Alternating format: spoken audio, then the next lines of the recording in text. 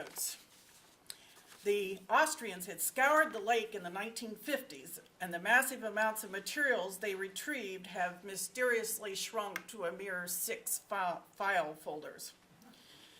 So when Larry and I started to work together, we hoped to find more in the U.S. Secret Service records because the dollars were involved. The master file number for Operation Bernhard was CO 12,600.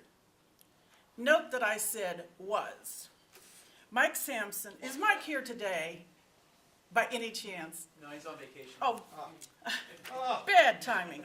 Because I really wanted a shout out to him. He was always so responsive and so helpful with some of my arcane questions.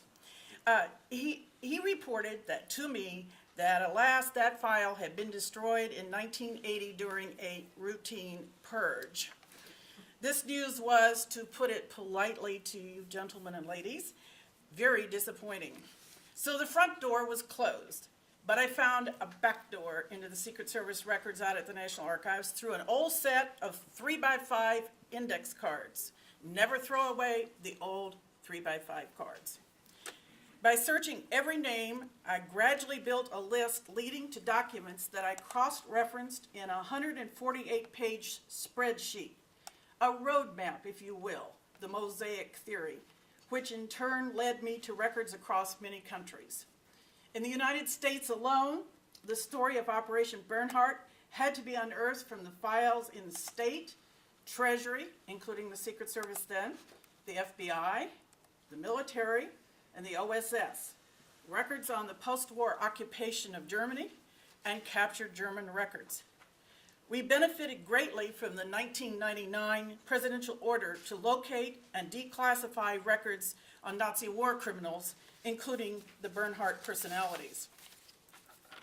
Our best foreign source was Britain, where most of the Treasury and Scotland Yard materials were declassified under the 20-year or 30-year rule automatically. The French have a 100-page file on Kruger, but would release only 4 pages to Larry despite derogations in his impeccable French for months on end. Our most exciting discovery was that letter from Winston Churchill. Late one evening, we were turning pages, and all of a sudden there was this little blue slip of paper, and we looked at this signature and said, and he saw the anchor, and he says, "Oh, First Lord of the Admiralty." And all of a sudden, that's Winston Churchill. And it was the one in which he proposed to dump the counterfeit Reichsmarks on Germany.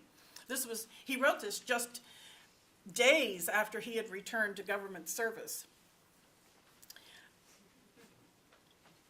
My favorite and one of the most useful discoveries were the telephone directories of the Reich Main Security Office, or RSHA, to those of you who are more familiar with the German abbreviation. I was led to them by my mentor and longtime friend at the National Archives, Robert Wolf, retired chief of captured German records. From them, I was able to extrapolate backwards, regressive analysis, you might call it. Every person in the Foreign Intelligence Bureau's technical branch, and thus confirm the names of those who had worked in the counterfeiting operation and its chain of command. So let me bring Larry's point about secrecy up to date. Have you ever wondered why the Pentagon telephone book is classified? Our most intriguing adventure was at the archives of the Bank of England's 4th basement then, the most intimidating visit to an archive I ever had, where for years they insisted all their Bernhard records had been stripped bare by the British Secret Services. It is no understatement to say the retirement of the longtime chief archivist in 2002 helped make this book possible. He was succeeded by his deputy, Sarah Millard, who got tired of denying what she knew was untrue and opened up the files to us, all the while as the London Tube rumbled regularly through the tunnels beneath us. My greatest surprise was finding a motherlode of photos on Operation Andreas, the Nazis' first unsuccessful attempt, in our National Archives. I had been plowing through 24 boxes of FBI records mysteriously labeled Germany espionage, when suddenly out tumbled dozens and dozens of black and white photographs documenting each step of Operation Andreas. But what were all these doing in J. Edgar Hoover's files and not those of the Secret Service? Hoover notoriously had his own spies everywhere, and Special Agent Frederick Ayers sent these packages back to him directly, probably as a war trophy. My greatest annoyance was waiting for months for the Army to reply to a Freedom of Information request. Upon opening a fat package of 267 pages, I found every single page was one that I had already copied from other files, and without a single one of the dozens of redactions that were in the Army pages. The lack of rational and uniform interagency declassification standards resulted in a complete waste of taxpayer money and my time. But I still have unanswered questions. Who was the Russian emigre who first alerted Britain to the Nazi counterfeiting scheme as early as November 1939? They barely left the meeting in the finance ministry when Britain knew that this was going to happen. He spilled the information in Athens and then vanished into thin air. Why was Kruger chosen out of all the officers in the entire SS? It's possible that he wired up Salon Kitty, the high-class brothel where foreign diplomats spill their secrets literally with their pants down as SS officers listened in. And as a parenthesis, I will tell you that Bernhard Kruger's granddaughter has just discovered that there are 25,000 recordings from Salon Kitty that are in the East German Stasi files to this day, and we're working on those. That's for the next book. And what, if any, was the role of his wife, Margrethe, who worked for the Bank of Japan in Berlin? One of the few files in the Bank of England will not open is one labeled Banknote Serial Numbers 1922. What's in it? And finally, if I had the time and resources, I would like to go to Peru. The files on the chief money launderer, Friedrich Schwendt, he became the Volkswagen agent in Lima, are said to be in the vault of a Peruvian judge. Schwendt received money from Switzerland, and he also had significant contacts with Adolf Eichmann and Joseph Mengele in Latin America. What else is in that judge's files? Let me conclude with a totally unexpected turn of events. 2 years after the book was published, Larry and I received an unsolicited email from Bernhard Kruger's own daughter, who lives in New Zealand, offering her thanks for the most straightforward account ever written, and one that did not depict her father as a monster. It was nearing Christmas, and the thought kept going through my mind. Would the daughter of one of the counterfeiters, by any chance, like to meet the daughter of the SS officer who ran Operation Bernhard? First, I asked Major Kruger's daughter, Birgit. Then I wrote our Norwegian friend Sidsel, daughter of the prisoner Maurice Knockstern, who wrote the first and best of the prisoner's memoirs. At first, Sidsel said, "The skin on my arm is frozen," but added, "I realize that she is innocent too." After exchanging emails and phone calls, they met the next summer in Berlin and visited Sachsenhausen together. I accompanied them on this intense, emotional 5-day adventure. There were moments of anger and frustration, unanswered questions, accusations. But at the end, a growing mutual understanding and friendship has been forged between the children of Operation Bernhard. It was the latest, but surely not the last, bizarre twist of fate in this story that keeps on giving, Operation Bernhard. Thank you very much.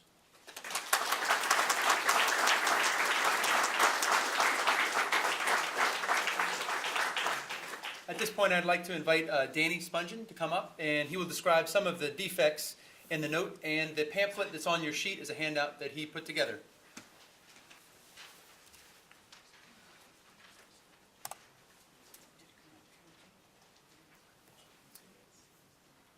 I will tell you a quick story about how I met Hans. I met Hans in Ohio at his home, and as a new student of the Holocaust and a collector of numismatic and philatelic material, I wanted him to be, I was so excited to tell him that we students, we could take a genuine Bank of England note and take a piece of counterfeit note, money, a £5 British note, and we said we could tell the difference. And I was so excited to tell Hans that, and he stood up at his little table and he went, if you could tell the difference, I wouldn't be sitting here right now. I said, well, we can look it up. There's a watermark here, there's a line underneath the end right here. If you look under the note, you pick it up. I'm flashing these things around like baseball cards. I said, Hans, we can figure it out. And I realized, what am I doing? I got an 88-year-old man here.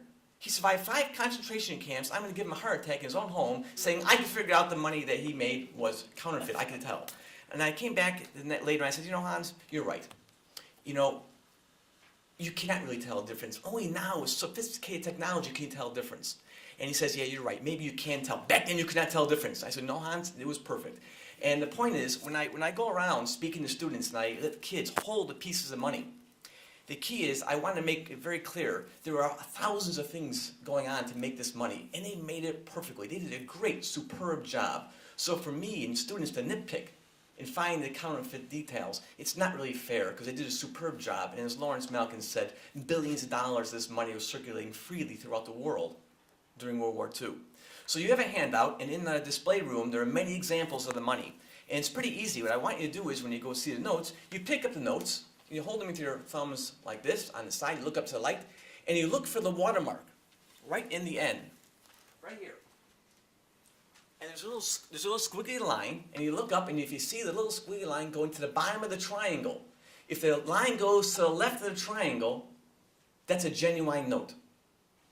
When you look up and you see the line going to the middle, it's a counterfeit.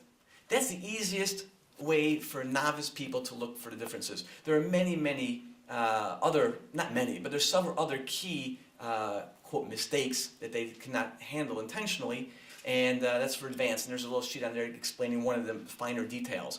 But as Hans would tell you, the biggest problem for him when he was inspecting the notes in 5 different piles is that the printing from left to right in the Britannia, it went from light to dark. It was much more complicated. It was a little bit more difficult. But as collectors like us and as students, it's much easier for us to look at the watermark. And that's really the basic way, and you can look at these notes pretty easily. 5 and 10 pound notes. The 20 pound notes and the 50 pound notes, it's much more complicated because the watermark was not as clear, it's not as smooth.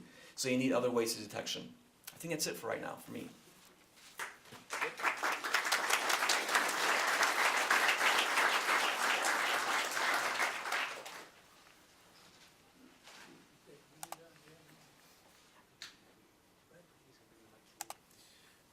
What I'd briefly like to do is introduce you to Hans. When we leave here, Hans, you can stay seated if you'd like. We'll bring a microphone. I had the privilege of picking up Hans and his daughter at the airport yesterday.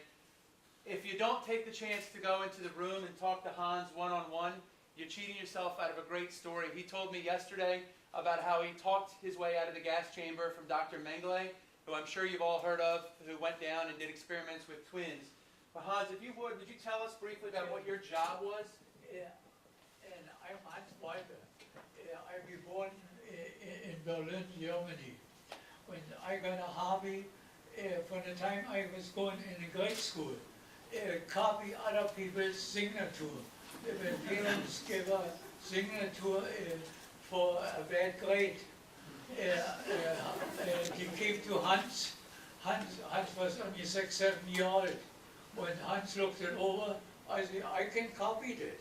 That is no big deal. So, of this way, I had extra money for going to the movie house.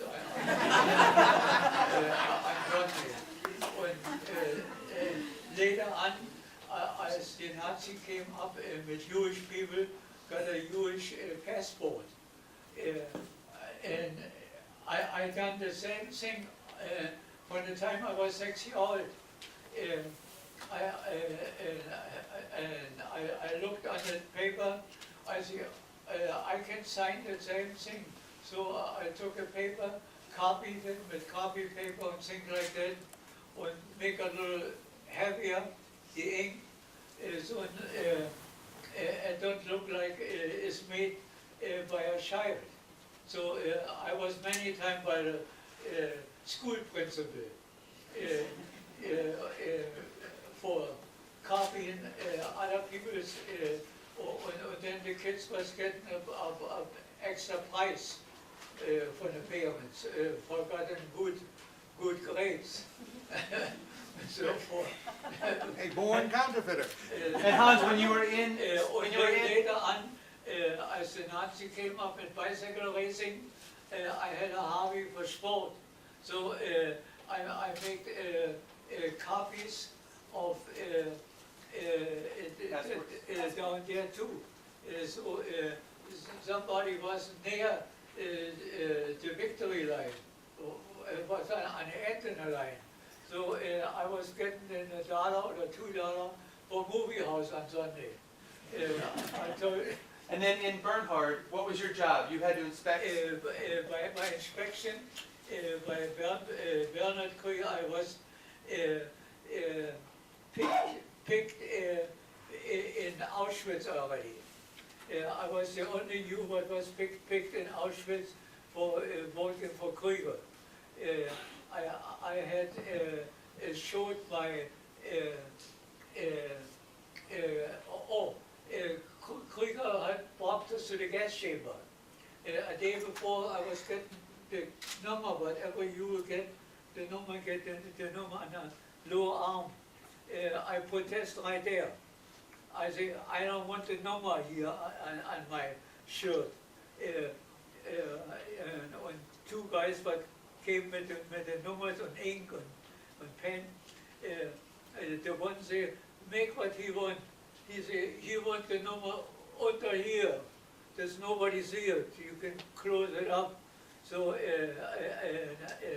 I came up with that idea. I'm the only Jewish people but was in Auschwitz with a number, was got the number under the arm. So when a week later, as we was picked for getting to the gas chamber, it was maybe around 2,000 people, a line of 5. So I was in the line. My buddy was a good painter.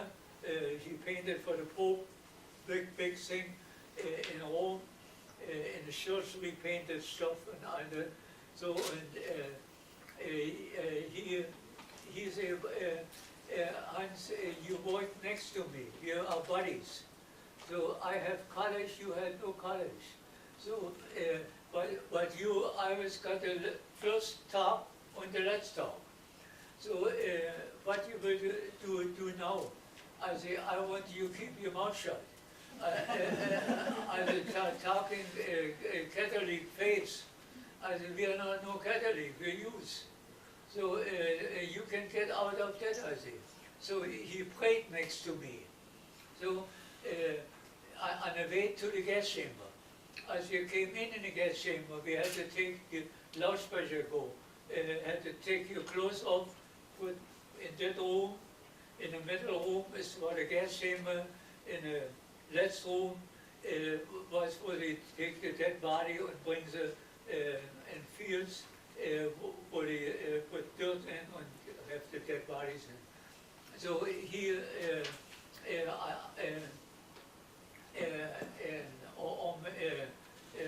with the blood I'm talking. So we came in and the Gestapo guy, the next day, I came out alive. Or the reason why I said I worked in the sewer line, when the stuff smelled so bad, and for that I was going and meeting people here, so but I got nothing to do with it. So for those who can't hear, he worked in he was being pushed into the gas chamber, had taken off his clothes. He had a friend who was a painter wearing a Christian cross. And he was getting it from the Pope. his friend, he'd gotten it, he had an audience with the Pope. His friends said, stay with him. When they got in there, he talks to Mengele and says, I'm not supposed to be here. I worked on a sewer line, cleaning sewer line, and I got pushed in here. And Dr. Mengele let him out and said, don't let me see you again. It stinks so bad. So I'll tell him really quick. Once you got to Sachsenhausen, tell them about Was haben Sie gemacht? Im Was Sachsenhausen, haben Sie was haben Sie gemacht? And I was getting 3, 4, 5 days later, Krüger came from Berlin, came to Auschwitz. To pick up people. And he asked for Jewish people, only Jewish people looking the over. So it was only left over after gassing all up.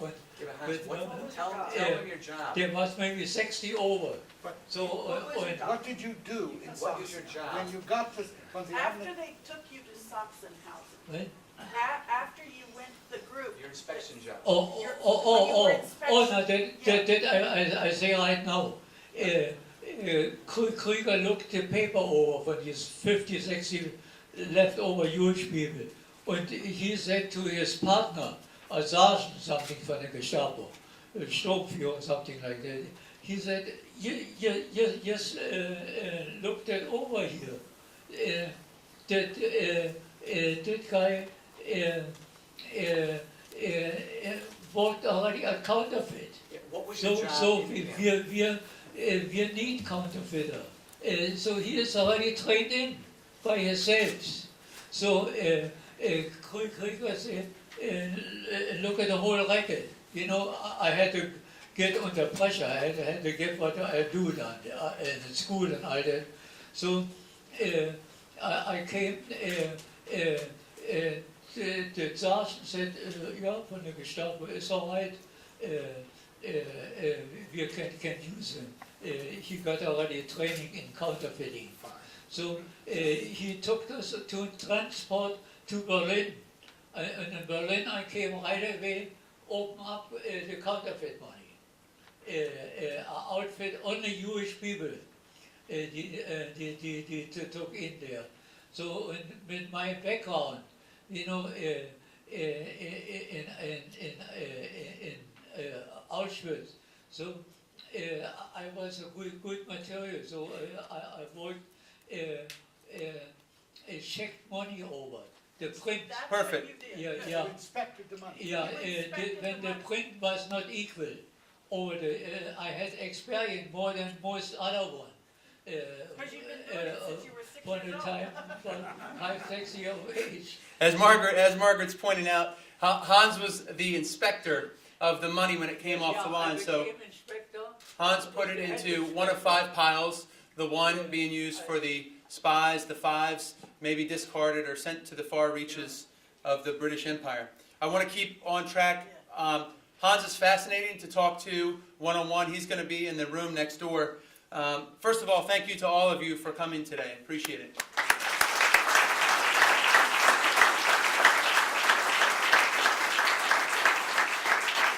But before we close, I wanted to point out to my right and your left a treasure that we have in the Secret Service.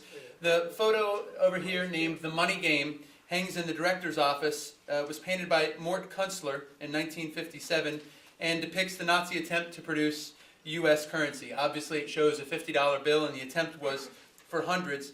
But this painting was donated and given to former Director Basham in 2006, and it hangs in the director's office today. I would like to thank several people who are listed behind me that helped Lisa and I put this together within our own agency and with outside.